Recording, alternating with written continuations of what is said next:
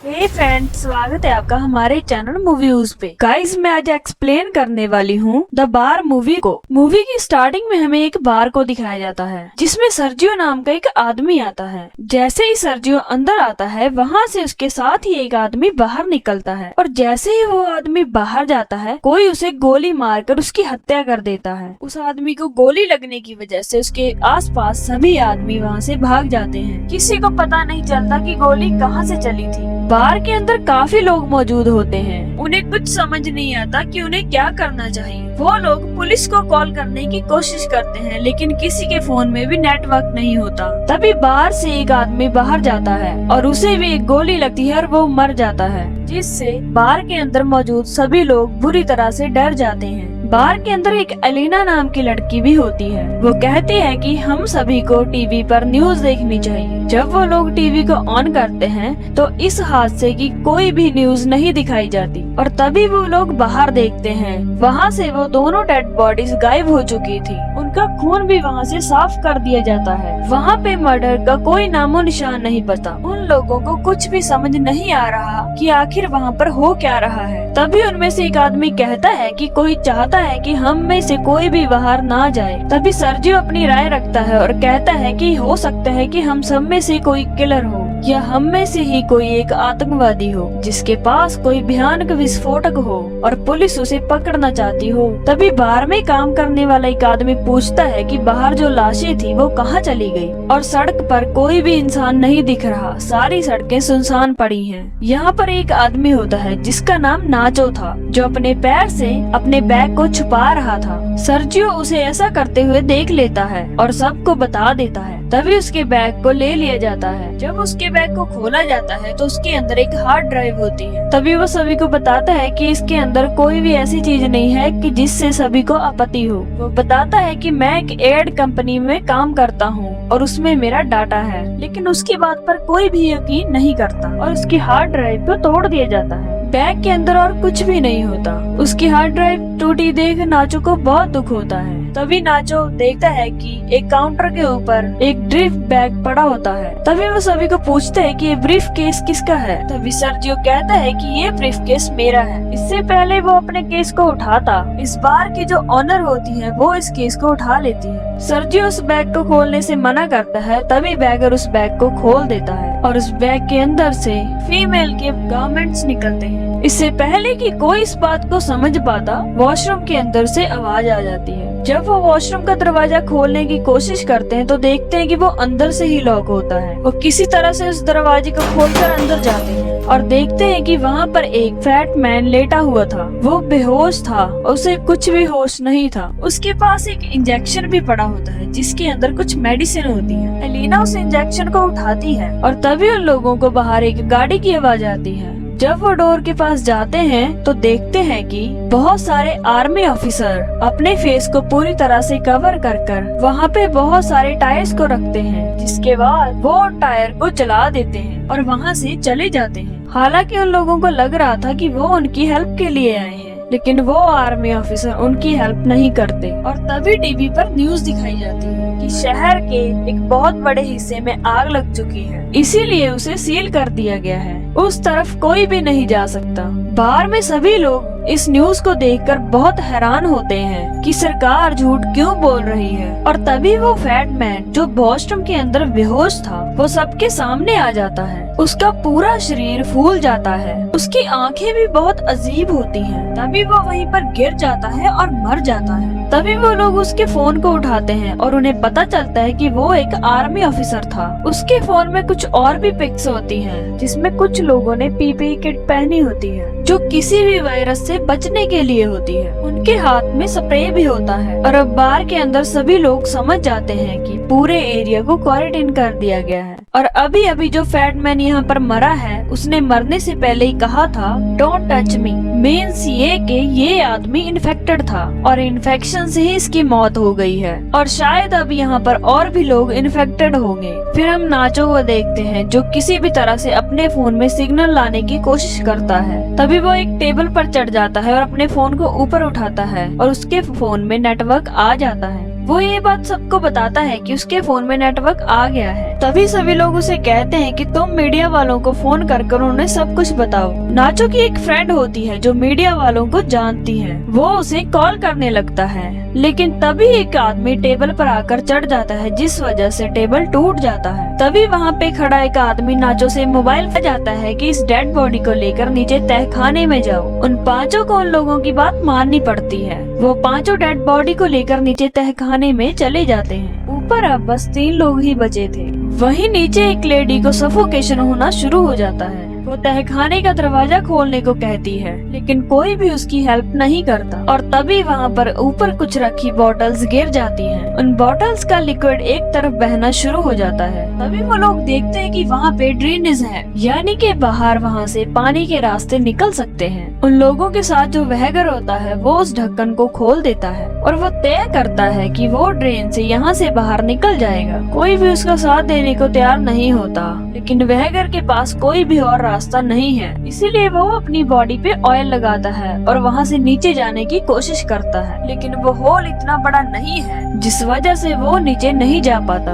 और तभी उन लोगों को बाहर से गोलियों चलने की आवाज आती है, जिन्हें सुन सभी लोग बहुत डर जाते हैं। तभी उन लोगों को पता चलता है कि ऊपर बहुत सारा धुआं भी है, यानी कि ऊपर जो 3 लोग थे, जिसमें सर्जियो बार के ऑनर और एक और आदमी था, तीनों को मारकर किसी ने पूरे बार को आग लगा दी थी। तभी वहगर को दिखाया जाता है जो अभी भी ड्रेन होल में फंसा हुआ था और अब धुएं की वजह से वहाँ पे सफोकेशन हो सकती थी, इसलिए वो वहगर को बाहर निकालते हैं। कुछ घंटे बीत जाने के बाद आग पूरी तरह से बुझ जाती है और अब तहखाने का दरवाजा पूरी तरह से जल चुका था। वो सभी लोग ऊपर आते हैं और सभी तरफ देखते हैं, लेकिन ऊपर राख के अलावा और कुछ नहीं था। वहाँ पे उन्हें एक गन भी मिल जाती है। तभी वो लोग डोर के बाहर देखते हैं, कुछ लोग इस जगह को पूरी तरह से सील कर रहे थे। वो सभी लोग खामोश रहते हैं, क्योंकि अगर किसी को पता चल गया कि अंदर 5 लोग अभी भी जिंदा हैं, तो इन सब को भी मार दिया जाएगा। और तभी वहाँ पे एक फोन बजना शुरू हो जाता है और वो फोन उसी आदमी का है जो सबसे पहले इन्फेक्टेड हुआ था, यानी कि फैटमैन का था। एलेना उसके फोन को उठा लेती है और उसकी चैट पढ़ने लग जाती है, जिसमें उसे एक आदमी ने पूछा होता है कि तुम वैक्सीन लेने के बाद ठीक हो। इस आदमी ने जवाब दिया होता है कि नहीं,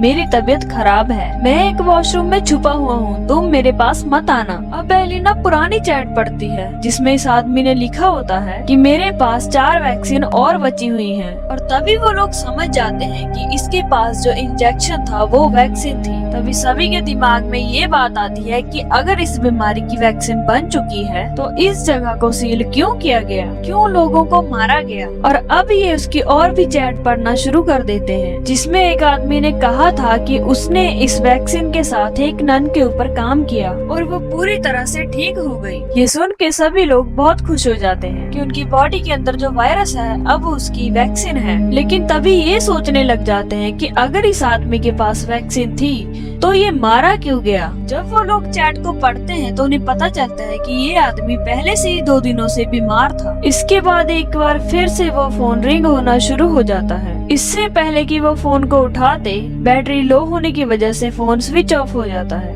किसी भी तरह से फोन को दोबारा चार्ज करने की कोशिश करते हैं। फिर एलिना डिस्कस करती है कि इस आदमी ने कहा था कि मेरे पास 4 और हैं। तभी नाचो कहता है कि हो सकता है कि इस आदमी के पास और वैक्सीन हो। तभी वो लोग तहखाने में पड़ी डेड बॉडी के पास जाते हैं, लेकिन उन्हें कोई भी वैक्सीनेशन नहीं मिलती। इसके बाद वो वॉशरूम के अंदर जाते हैं, जहाँ पर पहले से ही वैगर बैठा होता है। उसे वैक्सीनेशन मिल गई होती है, लेकिन तभी सोचते हैं कि उनके पास 4 वैक्सीन हैं और हम लोग 5 हैं, तो वो कौन है जो अपनी बलि देगा। किसी को कुछ भी समझ नहीं आता। तभी वैगर एक इंजेक्शन को उठाकर अपने आप को इंजेक्ट करने लगता है। तभी नाचो उस पर गन तान देता है, लेकिन वैगर तब भी अपनी बॉडी में उस दवा को इंजेक्ट कर लेता है। नाचो बहुत बुरी तरह से उसे मारता है। उन दोनों के बीच में हाथापाई शुरू हो जाती है। वैगर बुरी तरह से नाचो पर हावी हो जाता है। वो उसे घायल करके उसकी गन को छीन लेता है। इसी दौरान वो वैक्सीन नीचे तहखाने में गिर जाती है, जहाँ पे पहले से ही एक लेडी होती है। वो वैक्सीन को उठाती है, लेकिन गलती से उसके हाथ से भी वैक्सीन छूट जाती है और ड्रेनेज होल के अंदर चली जाती है। और तभी वो लोग बैठकर सोचने लग जाते हैं कि कैसे वो वैक्सीन वहाँ से निकाले। इनके बीच में एलिना ही सबसे थिन होती है। वो सभी लोग उससे रिक्वेस्ट करते हैं उस होल के अंदर जाकर वैक्सीन लाने के लिए।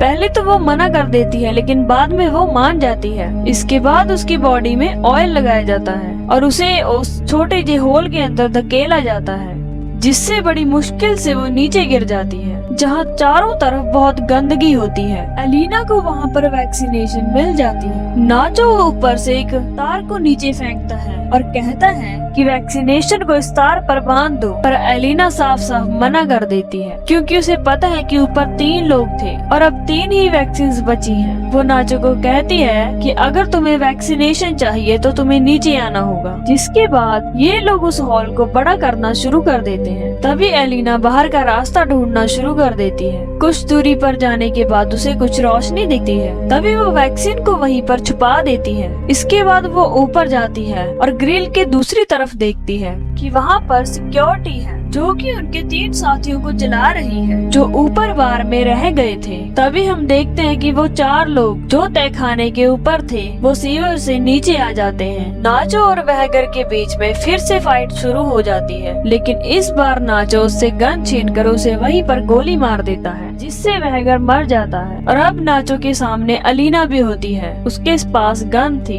इसीलिए सभी लोग उससे डर रहे थे। नाचो इन्हीं में से एक को गन पॉइंट पे ले लेता है और एलिना को कहता है कि मुझे वैक्सीन दे दो। तभी एलिना कहती है कि मैं तुम्हें वैक्सीन नहीं दूंगी। और तभी नाचो इनमें से एक को गन पॉइंट पे ले लेता है और कहता है कि अगर ये मारा गया तो हमारे पास 3 वैक्सीन हैं, हम तीनों बच सकते हैं। लेकिन सभी उसे शांत करते हैं। हालांकि नाचो ऐसा इंसान नहीं था, उसने अग्रेशन में ऐसा कुछ कर दिया। और अब एलिना इन सब को बाहर की तरफ ले जाती है, जहाँ पर उसने वैक्सीनेशन को छुपा रखा था। और जब ये लोग आगे बढ़ रहे होते हैं तो नाचो और एलिना आगे होते हैं। पीछे जो लड़का और लड़की होते हैं, वो लड़की उसे पानी में डुबाकर मारना चाहती है ताकि सारी की सारी कॉम्प्लिकेशन खत्म हो जाए, लेकिन नाचो उसे ऐसा करने से मना कर देता है और कहता है कि हमारे लिए वो वहगर खतरनाक था, इसीलिए मुझे उसे मारना पड़ा, लेकिन अब कोई नहीं मरेगा। लेकिन तभी वो लेडी जो उस लड़के को पानी में डुबाकर मारना चाहती थी, वो नाचो को कहती है कि तुम मुझे मार दो। नाचो उसके ऊपर गन तान देता है, लेकिन वो गोली नहीं चला पाता। इसके बाद वो लेडी नाचो से गन लेकर दूर चली जाती है और अपने आप को मार देती है। उसकी मौत से सभी को बहुत दुख होता है। और अब उनके पास 3 इंजेक्शन हैं और वो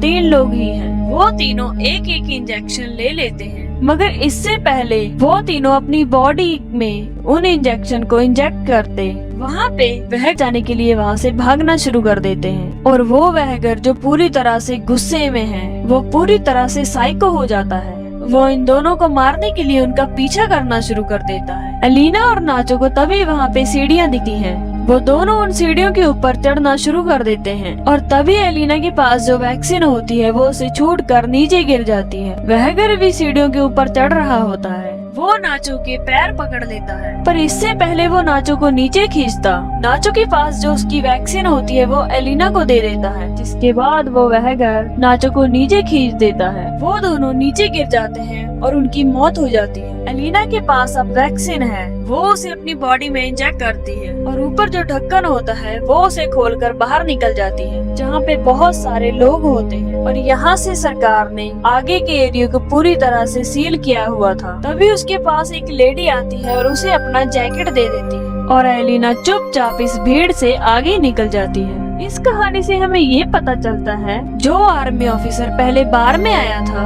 जो खांस रहा था और वॉशरूम के अंदर गया था, जिसकी सबसे पहले मौत हो गई थी, वो एक आर्मी ऑफिसर था।